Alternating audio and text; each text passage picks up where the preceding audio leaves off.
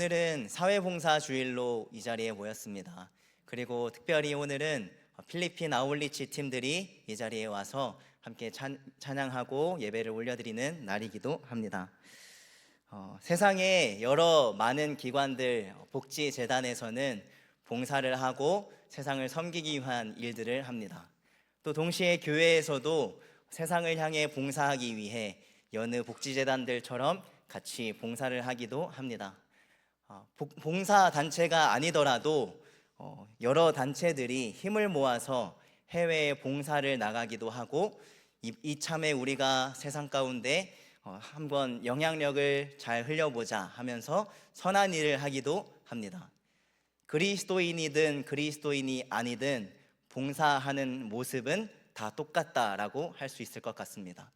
그런데 근본적으로 그리스도인이 하는 봉사와 하나님을 알지 못하는 자들이 하는 봉사가 다르다라는 것을 우리가 기억했으면 좋겠습니다. 그리스도인의 봉사는 솔리데오 글로리아, 종교개혁의 모토를 잘 알고 계시는 것처럼 오직 하나님께 영광을, 그것을 위해서 사회 속에서 봉사를 하기도 하고 세상 가운데 선한 일을 하며 주님을 증거하는 것, 그것이 우리 그리스도인들이 하는 봉사입니다. 겉으로 보기에는 모습이 똑같고 봉사라는 이름을 사용하고 있기 때문에 교회가 하는 선한 모습을 보면서 나도 교회에 가야겠다라고 생각하면서 마치 교회가 친교 단체인 양, 마치 교회가 봉사 단체인 양 교회에 찾아오는 분들도 있습니다. 그러나 교회가 하는 봉사, 교회가 하는 섬김은 오직 하나님께만 영광을 돌리기 위한 것이고 자기 자신을 위해서는 하는 것이 아니라 오직 하나님께서 그 자리에 부르셨기 때문에 그 자리에 세상 가운데 그리고 서로를 위해 봉사하는 섬김을 하는 것이 그리스도인의 봉사다라는 것을 우리가 기억했으면 좋겠습니다. 특별히 오늘은 초대교회 당시의 이야기를 해보려고 합니다. 사실 초대교회가 출발하게 되었을 때에는 굉장히 어둡고 어려운 시기, 그 시기에 초대교회가 출발하였습니다. 당시에는 다신교 사회여서 로마 각 지역들마다 지역마다 섬기는 신들이 있었고 또 지역뿐만이 아니라 하는 일에 따라 각자의 신들을 정해서 그 신들을 섬기는 것이 로마 시대 당시의 모습이었습니다. 다신교 사회라는 것은 여러 신들이 있다는 것뿐만이 아니라 한 사람이 동시에 여러 신들을 섬길 수 있다는 것 또한 의미합니다. 그런 사회 속에서 한 사람이 자기의 이익을 위해서 내가 뱃사람이니까 포세이돈을 위해 예배해야지, 이런 자기의 이익을 위한, 해가 당하지 않게 하기 위해서 신들을 섬기고 있었는데, 그때 당시에 그리스도인들은 너희가 섬기는 신들은 우상에 불과하다, 오직 한 분 유일하신 하나님만이 참신이다 라고 선포했던 사람들입니다. 그래서 초대교회 당시의 그리스도인들은 무신론자라고 핍박을 받았습니다.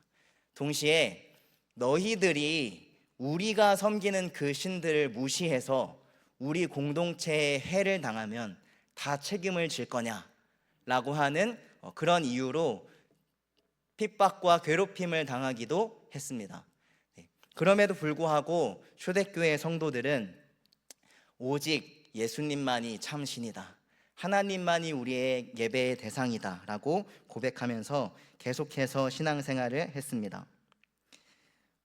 이러한 신앙의 가르침들 때문에 그리스도인들은 핍박과 어려움이 뒤따랐지만 그럼에도 불구하고 하나님을 예배하고 섬기는 모습을 보여주었는데요.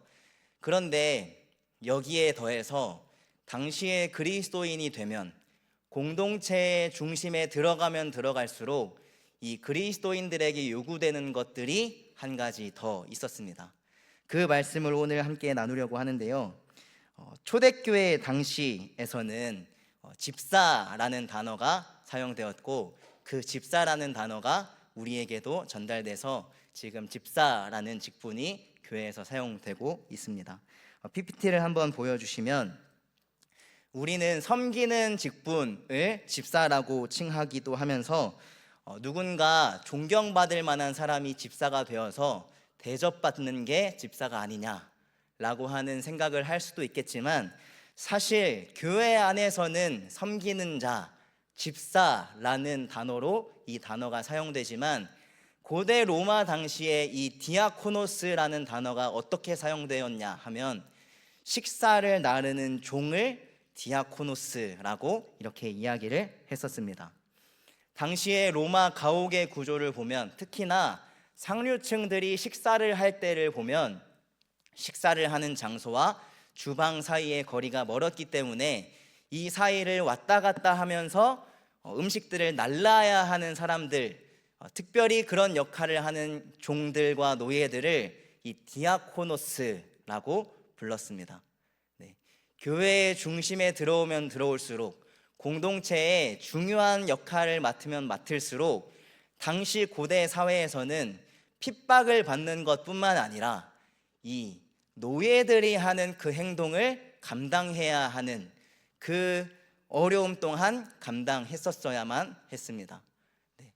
핍박을 받는다는 사실을 알면서도 그리스도 공동체에 들어갔는데, 거기 들어가면 그들이 또한 중심에 들어가면 들어갈수록, 공동체의 주요한 인물이 되면 될수록 당시에 무시받는 역할들, 노예와 천시받는 사람들이 하는 그런 역할을 했어야만 했던 것입니다.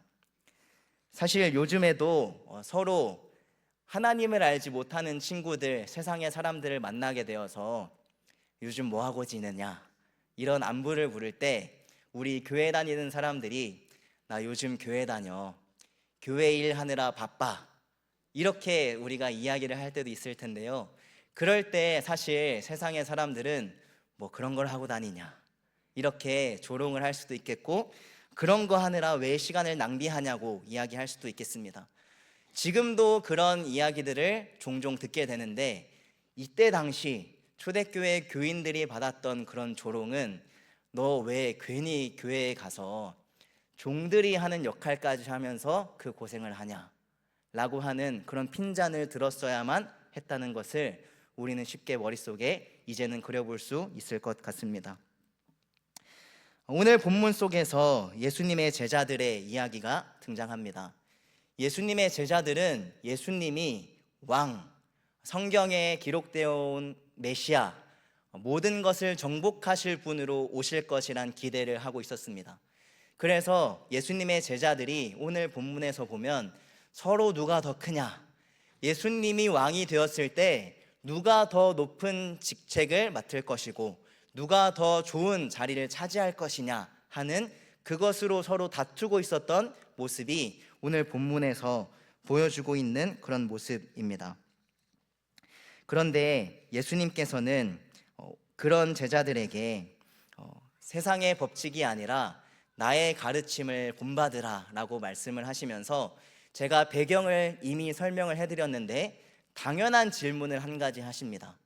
앉아서 먹는 자가 크냐, 아니면 섬기는 자가 크냐. 네.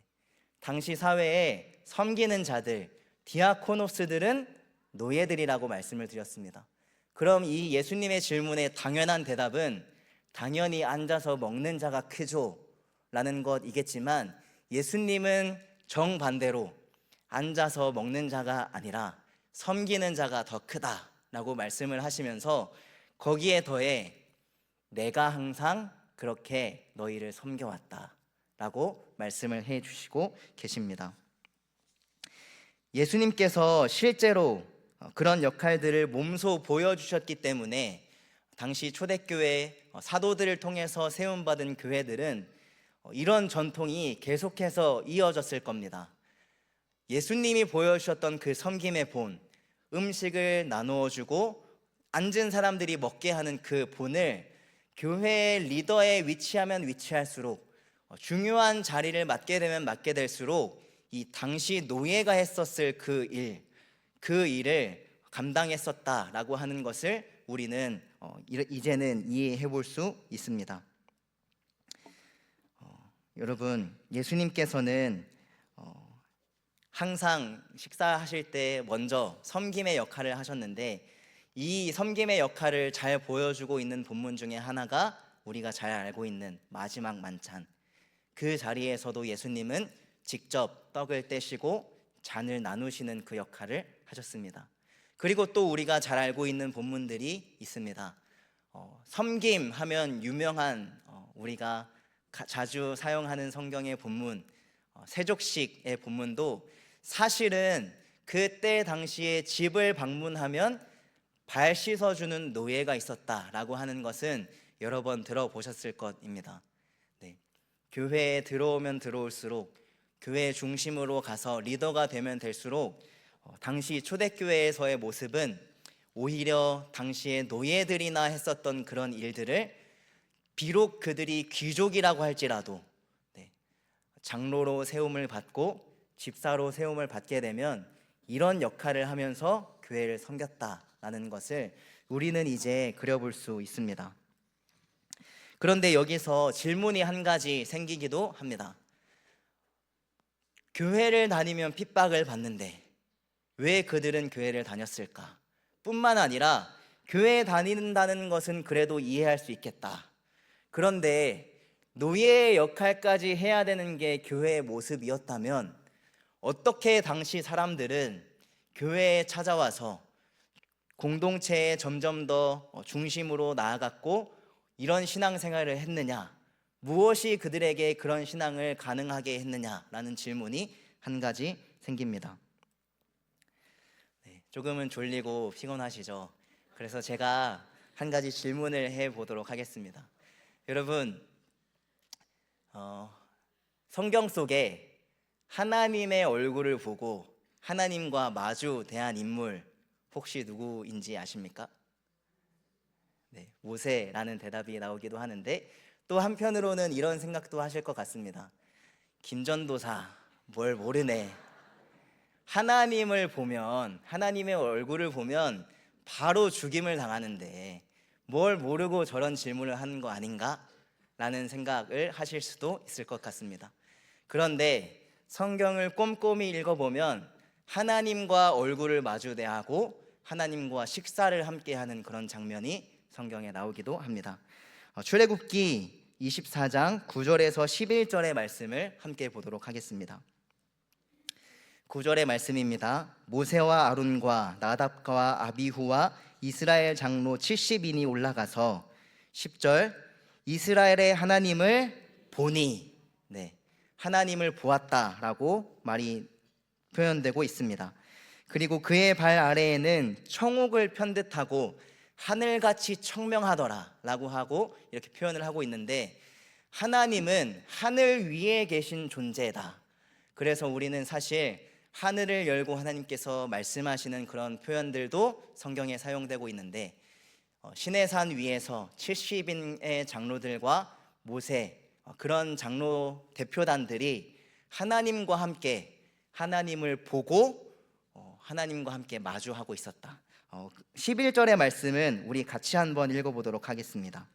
함께 읽겠습니다. 시작. 하나님이 이스라엘 자손들의 존귀한 자들에게 손을 대지 아니하셨고 그들은 하나님을 뵙고 먹고 마셨더라. 하나님은 하늘 위에 계신 분으로서 이스라엘 대표단들에게 찾아와 주셔서 그들과 함께 먹으시고 그들에게 자신을 드러내시며 잔치를 벌이셨다. 이것이 시내산에서 대표단들이 경험한 그런 모습입니다. 사실 이스라엘 사람들은 특히나 이때 당시에 홍해를 건너고 가나안 땅을 향한 여정을 시작한 이 이스라엘 민족들은 사실 구원받은 자들을 예표하는 그런 사람들입니다. 우리도 세례를 받은 후에 구원받는 자들이 된다라는 것처럼 이들이 홍해를 건넌 사건은 세례를 받는 사건과 같기 때문에 그들은 이미 구원받은 자들이다, 그런 사람들을 대표하는 사람들이다 라고 할 수 있겠습니다. 구원받은 그들에게 하나님께서는 시내산에 부르셔서 대표단들을 하나님의 잔치, 하나님께서 식탁을 베풀어 주시는 그 잔치에서 먹고 하나님이 서빙하시는, 하나님이 섬겨주시는 그 테이블에서 함께 식사를 했다라고 성경에서 말하고 있고, 우리는 그렇게 이해해 볼 수 있을 것 같습니다. 이런 개념은 성경 곳곳에서 등장합니다. 이사야 25장 6절에서 8절까지의 말씀을 또 한번 같이 읽어보도록 하겠습니다. 시작. 만군의 여호와께서 이 산에서 만민을 위하여 기름진 것과 오래 저장하였던 포도주로 연회를 베푸시리니 곧 골수가 가득한 기름진 것과 오래 저장하였던 맑은 포도주로 하실 것이며, 또 이 산에서 모든 민족의 얼굴을 가린 가리개와 열방 위에 덮인 덮개를 제하시며 사망을 영원히 멸하실 것이라. 주 여호와께서 모든 얼굴에서 눈물을 씻기시며 자기 백성의 수치를 온 천하에서 제하시리라. 여호와께서 이같이 말씀하셨느니라. 하나님은 이 땅에서 섬기고 봉사하는 자들, 교회를 위해서 봉사하고 노예의 역할까지 하는 그 사람들에게 미래에 너희가 나의 나라에 올 것인데, 그때에는 너희가 디아코노스, 섬기는 종의 역할을 했지만 내가 너희에게 식탁을 베풀어 잔치를 벌여줄 것이고 그 식탁에서 너희를 내가 섬길 것이다, 이렇게 말씀을 해주셨습니다. 예수님께서는 구약의 이런 말씀들을 통하여서 제자들을 가르치셨고, 그런 섬김의 본을 보이시면서 초대교회에는 이런 전통이 생길 수 있도록 하시는 그런 은혜를 베풀어 주셨습니다. 하나님께서는 우리가 천국에 가게 되었을 때 잔치를 벌여 주실 것입니다. 하나님께서는 하나님의 잔치에 참여한 우리들을 직접 섬겨 주실 것입니다. 예수님께서 이런 가르침들을 제자들에게 다 구약을 풀어 설명해 주시면서, 그러니까 너희들이 디아코노스의 역할을 해야 된다라고 말씀을 해 주셨을 겁니다. 마지막으로 요한계시록 19장 9절의 말씀을 다 같이 한번 읽어보도록 하겠습니다. 시작. 천사가 내게 말하기를 기록하라. 어린 양의 혼인잔치에 청함을 받은 자들은 복이 있도다 하고, 또 내게 말하되 이것은 하나님의 참되신 말씀이라 하기로. 네, 이렇게 성경에서는 곳곳에서 미래에 하나님께서 벌여주실 잔치에 대해서 예언하고 약속해 주시고 계십니다. 우리들도 언젠가 하나님께서 천국에 올려 보내주셨을 때 하나님께서 친히 베풀어 주신 그 잔치, 연회에 참여하게 될 것입니다. 그리고 그때 우리는 하나님께서 우리를 섬겨주시는 그 식탁을 참여하게 될 것입니다. 요즘 2026년을 준비하면서 아마 임원에 대한 요청을 받으신 분들도 있을 것이고, 구역장을 해달라라고 하는 요청을 받으신 분들도 있을 것 같습니다. 많이 피곤하고 많이 지쳐 있어서 더 이상 그런 직분들, 그런 역할들은 하기 어려울 것 같다라고 하시는 분들도 많이 계실 것 같은데, 오늘 말씀을 기억하면서 초대교회 성도들은 핍박을 당하는 배경 가운데에서도 교회를 다녔다. 근데 거기에 더해서 종의 역할, 노예들이나 하는 그 역할들을 교회의 중심을 가면 갈수록, 리더가 되면 될수록 그 역할들을 감당했었다라고 하는 사실을 기억할 때 우리가 못할 것이 무엇이 있겠습니까? 그리고 제자들에게 예수님께서 약속해 주시고 가르쳐 주셨던 그 하늘의 잔치, 또 하나님께서 우리를 섬겨주실 그날을 생각한다면 우리가 무엇을 거절하고 고민하고 있겠습니까? 네, 물론 어렵고 힘들고 환경이 좋지 않지만 이 시대에도 여전히 각자의 아픔들과 어려움들이 있지만, 그럼에도 불구하고 2026년을 준비하면서 임원으로 또 구역장으로 세움을 받게 되실 때 내가 이렇게 수고하고 헌신했을 때 하나님께서 나를 잔치에 참여하게 해주실 것이다. 하나님께서 그때에는 친히 나를 섬겨주실 것이다 라는 기대와 기쁨으로 그 직분들과 역할들을 감당하시는 여러분들이 되시기를 축복합니다. 사랑하는 동성교회 성도 여러분, 먼저는 우리가 받은 십자가의 구원의 은혜를 기억합시다. 그것뿐만 아니라 우리에게 약속하신 것, 미래에 있을 그 잔치를 기대하며 하루하루 살아갈 수 있는 저와 여러분들이 되시기를 소망합니다. 누구에게나 현실은 어렵고 각자의 사정이 있습니다.